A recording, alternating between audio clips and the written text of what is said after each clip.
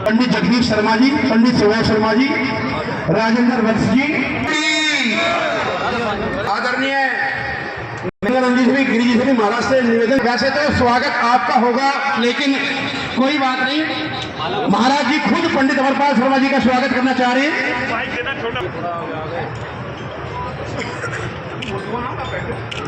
भगवान परशुराम की, भक्त और भगवान की, आज के आनंद की।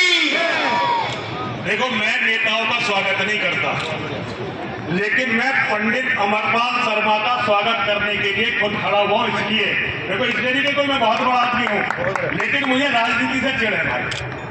लेकिन जब मेरी औकात मतलब मुझे 50 रुपए देने वाले लोग बहुत बड़े लगते थे, तब पंडित जी ने मुझे 5 लाख रुपए दिए थे। भगवान परशुराम की। मतलब मैं ये बात कम से कम 1 लाख लोगों को तो बता चुका हूँ, और कहीं भी मुझे लगता है उसके बाद पंडित जी की मेरी आज ही मुलाकात हुई है। जब मैं इनके बाद आखिरी बार इनके ऑफिस में पैसे लेने गया था, उसके बाद आज मिले हैं। तो भाई, पंडित जी पे हमें गर्व है और हम हमेशा पंडित जी के साथ रहेंगे। कारण ये है कि जो विपत्ति में साथ खड़ा हो उसे कभी नहीं भूलना चाहिए। हमारे लिए किसी का विधायक होना, किसी का सांसद होना, क्योंकि हम तो भाई 2 कौड़ी के भिखारी हैं, ये मायने नहीं रखता। ना किसी का मुख्यमंत्री ना प्रधानमंत्री होना मेरे लिए मायने नहीं रखता।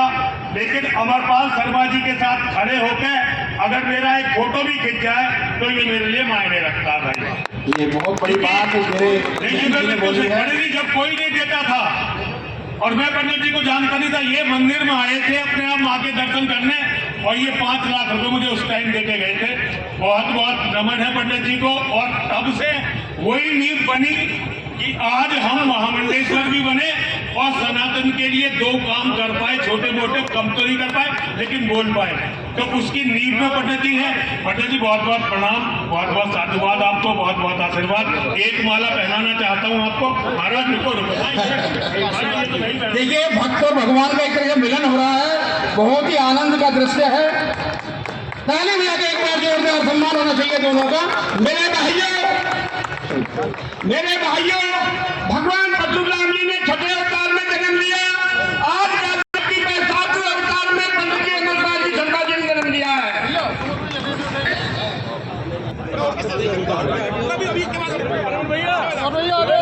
सौरभ शर्मा जी बिक्कनपुर से हमारे बीच में आए हैं, आपका भी बहुत बहुत अभिनंदन है। जो इस प्रोग्राम की आयोजक है, आज सबसे पहले हम सभी जोरदार एक नारा लगाएंगे, बोलो भगवान परशुराम जी की, बोलो भगवान परशुराम की। धन्यवाद। बहुत अच्छा प्रोग्राम किया। पिछले साल भी आप लोगों ने बहुत ही बढ़िया प्रोग्राम किया था और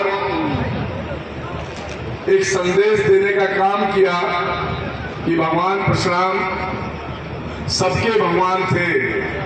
उन्होंने इस पृथ्वी के ऊपर जो दुराचारी और अत्याचारी थे उनका वध करके हम सबकी रक्षा करने का काम किया था। अब वो दुराचारी या अत्याचारी वो किसी भी कौम से हो, उनकी कोई कौम नहीं होती, कोई बिरादरी नहीं होती, लेकिन अगर उनको कोई दूसरी तरीके से बदनाम करते हैं तो वो गलत करते हैं। जब उन्होंने पृथ्वी पे जब भी अत्याचार हुआ, जब भी किसी राजा ने दुराचार किया, उसी राजा का वध करने का काम किया और हर जनमानस की रक्षा करने का काम किया। हमारे बीच में आज बहुत ही संघर्षशील आदरणीय हमारे महामंडलेश्वर जी, नरसिंहानंद जी, जो किसी नेता को मैं लाइक नहीं करता, अच्छी बात है, पर मैं आपके बीच में जरूर कहना चाहूंगा कि आदरणीय हमारे महामंडलेश्वर जी, जब इन्होंने स्टार्टिंग करी थी 2009 की बात है, 2009 की शायद इन्हें, और इन्होंने मुझसे यही कहा कि ये देवी मां का मंदिर है और हम इस मंदिर को पूर्ण रूप से बना नहीं पा रहे हैं। उसका रीजन है कि हमारे समाज में आज भी कहीं ना कहीं कुछ ना कुछ कुरीतियां हैं। तो मैंने आपसे कहा था कि जब मां के दरबार की बात होगी तो आप मुझे बताइए क्या चाहते हैं। तो आपने मुझसे जो कहा, मैं तो देने वाला कौन हूं, मुझे तो सब इनका आशीर्वाद था। लोहा वगैरह जो भी इन्होंने कहा 5,51,000 रुपए, मैंने कभी आज तक किसी से नहीं कहा, कभी किसी से नहीं कहा।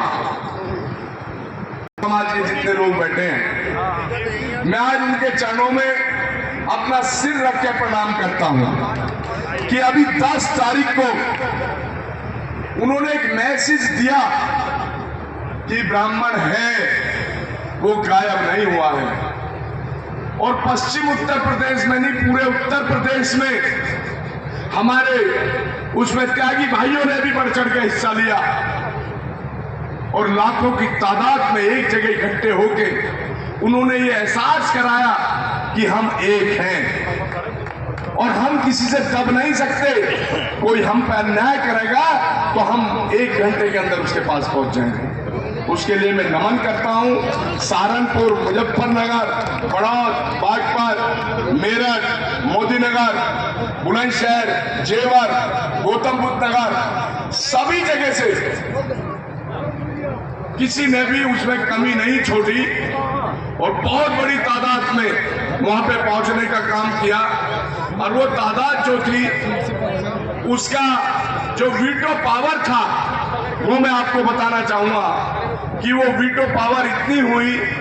आजकल आप जानते हो कि सत्ता जो है ये बहुत दूसरे रूप में चल रही है। जब हमने वहां प्रोग्राम स्टार्टिंग किया, हमने सब चीज की परमिशन ले ली और हमें पुलिस परमिशन नहीं मिली। और आज ऐसा करने जानते हैं, आपको देनी है परमिशन दे दीजिए, नहीं देनी है कोई बात नहीं, प्रोग्राम तो होगा। आज आप लोगों की ताकत थी कि बिगैर परमिशन से प्रोग्राम आपका हुआ, बिगैर परमिशन से। हालांकि मैंने अभी कहा कि राजनीतिक बड़ी उल्टी चीज है, उसमें परमिशन ना दिलवाने में भी हमारे परिवार के राजनीतिक लोगों का हाथ था। जबकि वो भगवान परशुराम का पंडाल था, वहां भगवान परशुराम की लीला थी, वहां किसी पार्टी का नहीं था। अब मैं राजनीति करता हूं तो मुझे किसी मंच पे तो जाना पड़ेगा, बिगैर मंच की राजनीति नहीं हो सकती है। लेकिन मैं बार बार नमन करता हूं अपने इस समाज को, जिसको आज तक लोग हल्के में लेते थे, खासकर मेरे युवा साथियों को, कि लाखों की तादाद में पहुंचने का उन्होंने काम किया और हर एक की नींद उड़ा दी। अभी मेरे से पहले हमारे भाई शिवचंद शर्मा जी कह रहे थे, बड़े भाई नानक चंद शर्मा जी उठ के चले गए। अच्छा बैठे हैं, नहीं मेरे से कह के गए थे, मैं जा रहा हूं। मैं इनसे कह रहा था, मगर जब हम समाज में अगर सही बात नहीं रखेंगे तो गलत हो जाएगा। जब ब्राह्मण जंगल में निकल जाता था तब सतयुग था, तब वो शोध करके लाता था हर चीज को, और उस समय हर कौम का व्यक्ति ब्राह्मण का आदर करता था, सम्मान करता था, ब्राह्मण को किसी चीज की कमी नहीं होने देता था। एक समय था जब ब्राह्मण टीचर था और हर स्कूल में हर बिरादरी के बच्चों को पढ़ाता था और बिगर द्वेष भावना के पढ़ाता था। उसने कभी द्वेष भावना नहीं करी, तब उसका मान सम्मान होता था। आज अगर उन चीजों को आप मिला लें और आज के समय को देख लें, आज सबसे बड़ा नुकसान अगर हो रहा है तो इस समाज का हो रहा है। अवहेलना हो रही है तो ब्राह्मण समाज की हो रही है, इसको आपको समझना होगा। आज हमें शस्त्र की बात करते हैं, शास्त्र की बात करते हैं, आज हमें हर चीज चाहिए, हमें एजुकेशन भी चाहिए, हमें राजनीति भी चाहिए, हमें कारोबार भी चाहिए। आज हम उस देश पर नहीं चल सकते। मेरी थ्योरी तो ये भाई, आपकी थ्योरी क्या मुझे नहीं पता। अगर हम इसी तरीके से बर्बाद होते चले जाएंगे, सोचते चले जाएंगे, एक माहौल बनाया जाता है हमारे खिलाफ और हम उस पर ध्यान नहीं देते हैं। इसलिए नहीं देते हैं कि दूसरा व्यक्ति हमारे कान में फूंक मार के कहता है कि ऐसे नहीं, हमारा ये काम नहीं है, तो हमारा काम मरना है, हमारा काम पिटना है, कोई भी आए हमें पीट के चला जाए, कोई भी आए हम पर अत्याचार करके चला जाए, हमारा यही काम है? नहीं, ये काम हमारा नहीं है। समय के साथ हमें उठना पड़ेगा, लेकिन एक चीज का जरूर ध्यान रखना पड़ेगा। सिरचंद भाई ने कहा कि भाई पढ़ाई पे इतना दान मत दो, कारोबार पे दान दो। भैया ब्राह्मणों पे जमीन किस पे कितनी है मुझे बता देना जरा। किसी पे 2 बीघे, किसी पे 4 बीघे, किसी पे 3 बीघे। वो कहां से आज के युग में कारोबार करेगा? एक कारोबार छोटा सा करने के लिए करोड़ों में पैसे चाहिए, लाखों में कोई बिजनेस नहीं होता। अगर वो पढ़ेगा लिखेगा नहीं, अच्छी एजुकेशन नहीं लाएगा, तो कल जब हमारे बच्चों को जरूरत पड़ेगी अधिकारियों के पास जाने की और हमारे समाज का कोई अधिकारी नहीं मिलेगा, हमें दुत्कार के भगा दिया जाएगा, हमारा कोई काम नहीं होगा। इस पर हमें ध्यान देना पड़ेगा। हमें एजुकेशन पे सबसे पहले ध्यान देना है, अपने बच्चों को पढ़ाना है, लिखाना है। पहले 10 नौकरी मिलती थी हमें, अब 2 मिलेंगी तो सही ना। तो हमें उस चीज पर ध्यान देना चाहिए। आज भगवान परशुराम जन्मोत्सव के अवसर पर मैं बात तो बहुत सारी कहना चाहता था, पर मैं ज्यादा नहीं कहूंगा।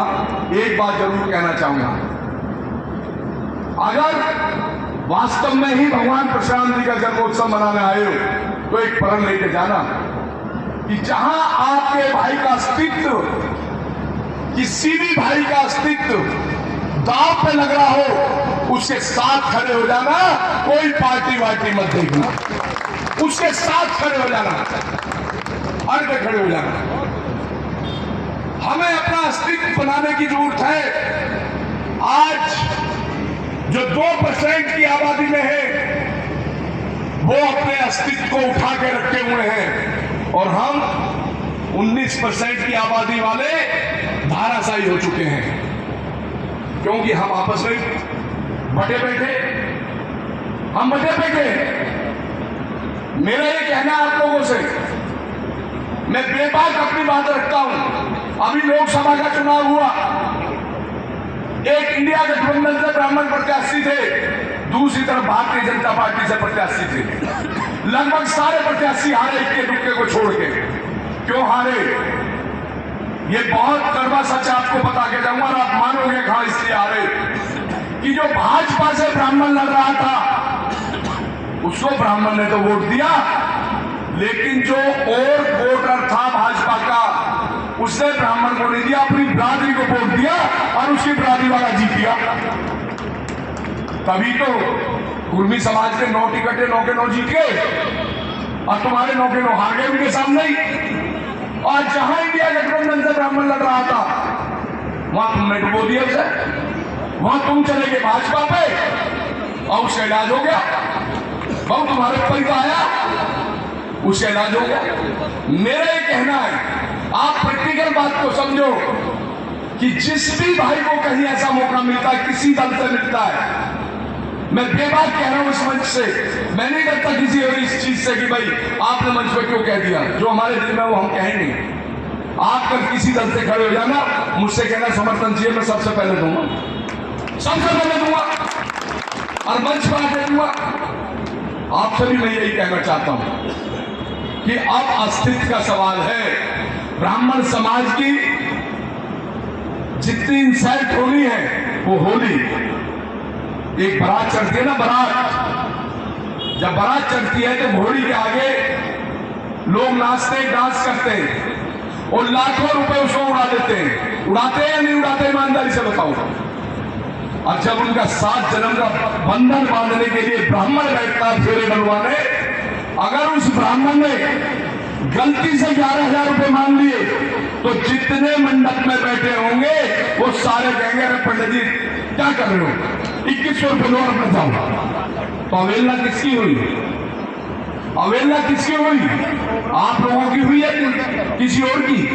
आपसे बढ़िया तो वो ढोल वाला निकला, नई नई गड्डी लेके चला गया, किसी ने नहीं रोका उसको। दूसरी बात, आपने अपने घर में हमारी बहनें बैठी हैं, माताएं बैठी हैं, खुशी मुझे जब होती है कि जब ये बहुत तादाद में आती है अपने समाज के प्रोग्राम में, तो मुझे लगता है कि जब हमारी बहनें और युवा साथी प्रोग्राम में आने लगे तो समझे जागृति आ रही है। जब ये घर में बैठ के पुलाव बनाती है तो बहन जी पुलाव में आप लोग तेजपात डालते हो ना, तेजपात का पत्ता डालते हो, एक हाथ तो बोल दो किस लिए डालती हो, किस लिए डालती हो? खुशबू के लिए। आज आपका जो उपयोग हो रहा है तेजपात के पत्ते की जगह हो रहा है। जब चुनाव आता है, जब आपको मान सम्मान दे दिया जाता है, जैसी आपकी हिस्सेदारी का नंबर आता है, तो जब पुलाव पक जाता है ना, जब तक नहीं पकता जब तक तो तेजपात का पत्ता उसी में रहता है, और जब पक जाता है सबसे पहले उसे हिलावे, एक एक दाने छुटा दे, फेंक दे, क्योंकि खुशबू ले ली। वही तुम्हारे साथ है, राजनीतिक फायदा लेने के लिए तुम्हें आपस में बांट देंगे, एक दूसरे से भिड़ा देंगे, किसी दल के नाम पे, किसी प्रत्याशी के नाम पे, किसी पार्टी के नाम पे, और खुशबू सारी वो खा जाएंगे, तुम रह जाओगे पत्ते की तरह लटकते हुए। फिर तुम्हें ना कोई रथ पे बैठा रहा और ना तुम्हें कोई मंच पे बैठा रहा। 5 साल बैठे हो तो मुझे बता दियो भैया, मैंने भी बहुत सारी चीजें देख रहा हूं, इन पे हमें ध्यान देना होगा। अगर हम ध्यान नहीं देंगे तो हमारा वर्चस्व खत्म हो जाएगा, हम बहुत नीचे चले जाएंगे। आप सभी का मैंने बहुत कीमती समय लिया है, क्योंकि अभी लीला बाकी है।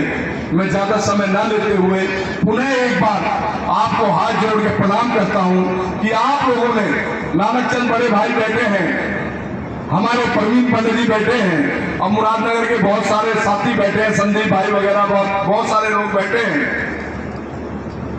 किसी का नाम नहीं ले तो बुरा ना मानना भाई, कभी यूं कहते मेरा नाम नहीं लिया, संदीप का था ले दिया, संदीप का समझी कहते कहीं सुबह जी मेरा नाम नहीं लिया, देखो संदीप का ले दिया, क्योंकि राजी वैसी है ना। मैं आपका धन्यवाद करता हूं सभी का कि आप लोगों ने एक आह्वान पर ये दिखा दिया कि ब्राह्मण इतना है, अगर जाग गया तो सबकी नींद हराम कर देगा, सबकी नींद हराम कर देगा। और वो आपने 10 तारीख को करके दिखाया। हमारे नानक चंद भाई साहब, प्रवीण पंडित जी कई बसों में, हर गांव में जा जाकर लोगों को जागरूक किया। हमें जागरूक करने की जरूरत है, हमें एक चीज की और जरूरत है, हमारे अंदर एक ईगो है। अगर आपके पास 2 पैसे और अमरपाल के पास नहीं है, और अमरपाल आपके पास आ गया ना, तो आप उससे मुंह मोड़ लोगे। ये मैंने सत्ता का भी खेल देखा है, सत्ता में भी देखा है। जो व्यक्ति सत्ता में नहीं होता ना, जो सत्ता में होता है, चाहे तुम्हें जानता भी ना हो, तुम जबरदस्ती भागोगे उसके पास। ये सच्चाई है, मैं सब कुछ देखता हूं। अरे है तो अपना ना, कोई सत्ता में नहीं है, वो है तो अपना, उसको भी उतना ही मान सम्मान दो, उसको भी अपने घर में बैठाओ। बेशक उस पर पैसे नहीं है, बेशक वो गरीब है तो हमारे समाज का, हम उसे सबसे पहले सराहना दें, उसको बैठाएं, उसकी इज्जत करेंगे तो उसकी इज्जत और 4 आदमी देख के करेंगे, तो हमारे समाज का कद बढ़ेगा। आप सभी ने समय दिया, उसके लिए मैं पुनः एक बार आपका धन्यवाद करता हूं, क्योंकि मुझे दिख रहा बॉबी भाई बार बार पर्ची लेकर ऐसे मेरे सामने को आते हैं। मैं राजनीति करता हूं तो मैं सब चीजें पढ़ता हूं, ऐसा नहीं है। तो पुनः एक बार आप सभी को प्रणाम करते हुए, बोलो भगवान परशुराम की, बोलो भगवान परशुराम की। आप सभी का बहुत बहुत धन्यवाद। जय हिंद, जय भारत, जय भगवान परशुराम।